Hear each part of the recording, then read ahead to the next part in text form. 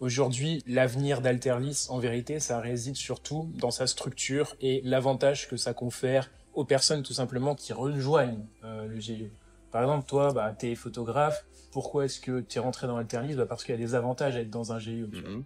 Donc en fait, c'est là qu'on s'est rendu compte que la vraie valeur ajoutée, ça réside effectivement dans nos statuts, dans la structure même du GIE.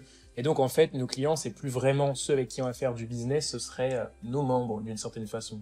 L'avenir d'Alterlis, en fait, c'est de devenir un collectif d'entrepreneurs. Donc Thomas, qu'est-ce que tu peux nous dire sur, Parce que sur ce qu'est le syndicat et nous, la façon dont on voit ce syndicat que serait notre GIE Alterlis? moi, par exemple, j'ai travaillé dans un syndicat à Paris, et c'était un syndicat donc qui représentait et qui regroupait les acteurs d'un secteur en particulier. C'était la micromobilité, tout ce qui était trottinette électrique, etc. Donc c'est là que je me suis rendu compte qu'il y avait vraiment un enjeu, un intérêt à se regrouper et mettre en commun des moyens ou de discuter de sujets qui concernent plusieurs personnes ou plusieurs acteurs d'un marché. Et nous, c'est un peu la même chose, sauf qu'on ne serait pas niché à un secteur. Nous, ce serait plutôt d'utiliser le GIE parce que dans l'exemple que je vous ai donné, le syndicat, c'était une association. Donc, il n'y avait pas toute la partie optimisation possible que nous, on peut développer avec le GIE Alternis. Et donc, la vraie valeur ajoutée du syndicat, c'est justement de permettre aux auto-entrepreneurs, surtout, d'optimiser en fait leurs revenus et aussi de bénéficier de conseils et de bénéficier d'un réseau. Après, on va pas leur faire un cours de droit ou Non, quoi. mais va on rester, peut juste leur parler, ouais. grosso modo, par quoi ça se caractérise justement ces avantages en termes d'optimisation. Mm. Déjà, en tant que freelance, bah après, freelance, c'est un mot assez large parce que bon, certains sont auto-entrepreneurs, d'autres sont entrepreneurs individuels, responsabilité limitée. Bon, il y a plusieurs statuts, mais vous devez être nombreux à être plutôt en auto-entrepreneur ou plutôt micro-entrepreneur maintenant. Vous avez un chiffre d'affaires et vous êtes imposé, vous êtes chargé, vous êtes imposé directement sur le chiffre d'affaires et pas sur les bénéfices réels. Donc, qu'est-ce qui se passe si vous avez allez, 20 000 euros de chiffre d'affaires et vous avez 10 000 euros de dépenses qui sont nécessaires, que ce soit des charges variables ou des charges fixes, dans tous les cas, on a des dépenses. Donc, finalement, les réels gains sur les 20 000, ce serait plutôt 10 000, mais l'URSSAF nous fait payer un certain taux. Alors, je vais pas m'avancer sur le taux parce qu'il change constamment, surtout avec les réformes actuelles. Mais en tout cas, nous, ce qu'on permet, c'est de permettre à ces auto-entreprises de rentrer dans le GIE, de faire passer leurs clients via le GIE et derrière le GIE, donc notre syndicat, les repaye, déduit des charges qu'ils auront fait passer directement dans la boîte. Donc ça revient à ne déclarer en chiffre d'affaires, et c'est tout à fait légal, à ne déclarer que le résultat net. Et donc dans ce cas-là, on paye des charges URSSAF que sur le résultat net et on paye des impôts que sur le résultat net. En plus de pouvoir récupérer la TVA pour ceux qui pour ceux qui la récupéraient pas. Par exemple, vous êtes peut-être dans la situation où vous êtes en dessous du seuil de TVA, donc vous ne facturez pas la TVA et vous ne la récupérez pas non plus. Bon, si vous êtes dans le B2B, donc que vous vendez aux professionnels, vous, ça ne changerait rien à votre vie de facturer la TVA à vos clients parce que eux non plus, ça ne changerait pas leur vie parce qu'ils pourraient la récupérer, leur comptable ferait le travail. Mais donc là, aujourd'hui, qu'est-ce qui se passe concrètement? Vous passez à côté de l'opportunité de facturer une TVA à vos clients qui pourrait être récupérée par vous-même via vos charges. Donc tous les achats que vous feriez, vous pourriez récupérer la TVA en plus de ce que j'ai dit précédemment, réduire le chiffre d'affaires au résultat net. Par exemple, si jamais vous faites des prestations comme Thomas, vous faites de la photographie, admettons vous facturez 1000 euros en auto-entreprise à votre client. Sur ces 1000 euros-là, vous allez payer environ 22%, 23% de charges URSSAF, donc déclaration. Et si jamais vous atteignez les premiers seuils d'imposition sur le revenu, eh bien vous allez encore réduire minimum 11%. Donc vous vous rendez compte quand même que vous perdez facilement plus d'un tiers de vos revenus. Et en fait, ce qui se passe avec le GIE, c'est que vous n'allez pas vous verser, en tout cas la totalité, vous pourrez même vous verser absolument zéro sur ces Vous 1000 pourrez euros. choisir quand vous avez besoin d'argent, quand Exactement. Et en vous fait, pouvez arbitrer vos revenus. c'est exactement ça, c'est de l'arbitrage. C'est-à-dire que ces 1000 euros-là, c'est comme un crédit. Ces 1000 euros-là sont sur le compte d'Alterlis. Et ces 1000 euros-là, ben, selon vos besoins ponctuels, vous devez vous acheter un nouveau PC, j'en sais rien, quelque chose qui rentre dans le spectre des remboursements, eh bien, vous pouvez utiliser ce crédit de 1000 euros qui est dans Alterlis pour justement payer. Et du coup, ça devient des charges. Nous, ça réduit notre résultat net parce que je rappelle, nous, le GE, le but, c'est de ne pas faire de bénéfices. Comme ça, on n'est pas imposé. C'est-à-dire qu'on reverse absolument tout aux membres à la fin de l'année, je veux dire, pour le résultat de l'exercice, le résultat fiscal. Et donc, le but, c'est vraiment de vous permettre de faire passer des charges sur la boîte, en fonction de ce que vous avez rentré.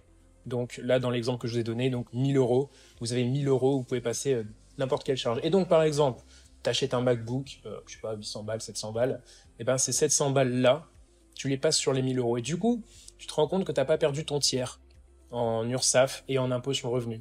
Parce qu'effectivement, sur tes 1000 euros, bah, tu te serais retrouvé peut-être avec 600, 650, 700 max. Et donc, en fait, là, il te resterait plus rien, alors que si jamais tu le faisais dans Alterlis, il te reste encore 300. Du coup, il y a sacrée optimisation. C'est un bon exemple, ouais. Ouais. Mis à part le MacBook 600-700 euros, Ouais. c'est plus trop d'actualité. Ouais. Alors, faut vraiment prendre un des années 2010, mais... Et donc voilà, c'était pour vous mettre un petit exemple quand même. Et puis, on insiste aussi sur un point, parce que c'est vrai que c'est quelque chose qui peut faire peur. Il faut bien comprendre que quand vous nous rejoignez, et ça c'est dans le cas pour n'importe quel syndicat ou collectif d'entrepreneurs, vous restez indépendant. C'est-à-dire que toi, si demain tu veux, je sais pas, faire évoluer ta photographie, bah par exemple, tu sais quoi que tu voulais faire déjà, la photo-peinture? Ouais, et puis personal branding, bon, ça, Ouais. j'en parle pas encore trop publiquement pour l'instant, mais ouais. Mais voilà, c'est Thomas qui décide. Il est indépendant dans son activité, il est autonome et personne, je peux pas faire d'ingérence, je peux pas venir lui dire parce que moi je suis Alterlis, je peux pas lui dire Thomas, non, il faut pas que tu fasses de personal branding. Non, chaque membre reste indépendant dans son activité. Il choisit ce qu'il met en commun avec Alterlis, en l'occurrence un outil pour optimiser, mais aussi mettre en commun des moyens. Par exemple, là on tourne dans le bureau, ben voilà, on partage les frais. Effectivement, on pourrait pas à titre individuel avoir nos bureaux à nous parce que ça coûterait trop cher. Du coup là, on a Euratechnologie à Lille.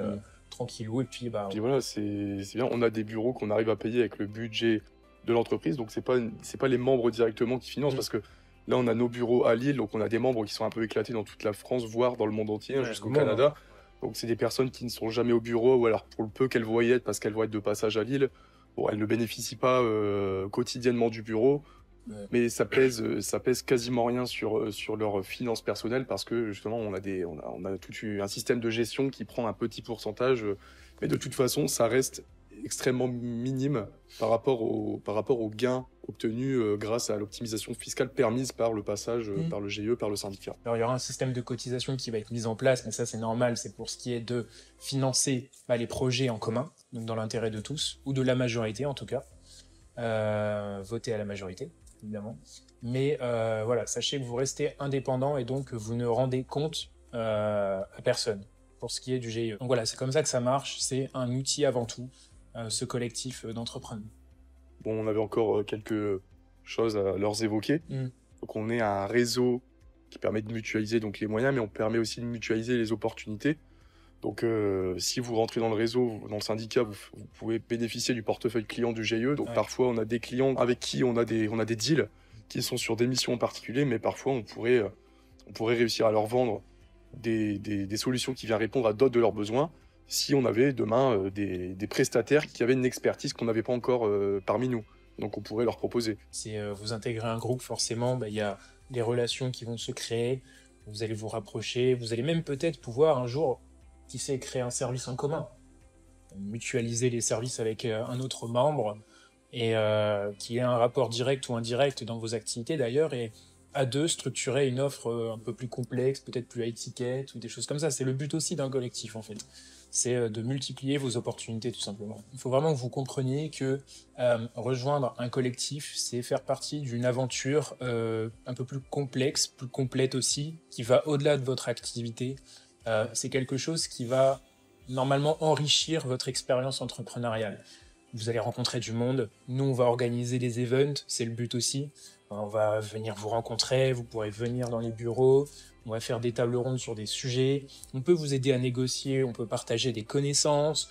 Il y aura aussi toute une partie un petit peu packaging, détail, personal branding qui pourrait être mis à disposition pour les membres, des avantages tarifaires pour les services entre membres. Donc c'est vraiment quelque chose qui va venir étayer ce que vous faites, parce que on sait que l'entrepreneuriat aujourd'hui c'est parfois une activité qui peut être solitaire et c'est pas forcément toujours marrant, et d'avoir de l'entraide en fait, de parfois même juste partager vos contraintes, vos particularités, vos difficultés, ça permet d'avoir un avis extérieur. Et sachez qu'entre membres, puisque vous êtes quand même associés, il faut le dire, eh bien vous avez un intérêt même à aider les autres, si je peux dire même un intérêt financier d'une certaine façon, à aider vos associés. Donc il y a quand même une relation un peu plus privilégiée qui est proposée avec ce collectif, donc Alterlis. Et donc voilà, avec Alterlis, comme c'est un collectif, il faut bien comprendre qu'on a des pôles d'activité qui sont représentés par les membres, tout simplement, pôle audiovisuel, activités de courtage, activités financières, etc. Et donc dans ces pôles-là, il y a des sujets qui sont traités en particularité ou des services qui sont créés selon tout simplement ce que vous voulez faire. Si demain on a un membre et le mec il dit ouais les gars j'ai envie de développer je sais pas une nouvelle façon de faire du conseil patrimonial, eh si jamais il y en a un autre qui est intéressé, let's go. Et puis ça c'est permis par un collectif d'entrepreneurs. Et aussi de mettre de l'investissement si possible. Si les membres sont d'accord, il est possible d'investir dans un projet en particulier. Donc voilà, c'est quand je parle d'enrichissement de votre expérience, mais vraiment, et on insiste là-dessus, c'est quelque chose qui va venir développer, en tout cas augmenter vos chances, vos probabilités d'avoir des opportunités business aussi. Donc il faut y mettre du sien, ça vient pas tout seul, vous restez autonome, j'insiste là-dessus. Nous, on sera là pour vous motiver, vous accompagner, vous conseiller, vous apporter de la ressource. Alors après, on s'adresse pas forcément qu'à des personnes qui tournent déjà. Tu peux débuter, tu peux t'être lancé il y a quelques mois, c'est pas gênant. On n'a pas d'exigence particulière. On sera tout à fait ravis de t'accepter et de t'accompagner au sein du collectif, même si tu débutes dans ton activité là-dessus, il n'y a pas de problème. Donc ouais, c'était la petite aparté pour où tu te situes, toi, dans ton activité. Ok, donc si avec tout ce qu'on t'a dit, on t'a convaincu, on te laisse voir dans la description le petit lien qu'on t'a laissé, tu vas pouvoir booker une visio avec l'un d'entre nous pour qu'on puisse voir comment on peut t'aider et comment tu peux bénéficier de notre système pour améliorer ton cas personnel, ton business et pour pouvoir te donner les moyens de tes ambitions.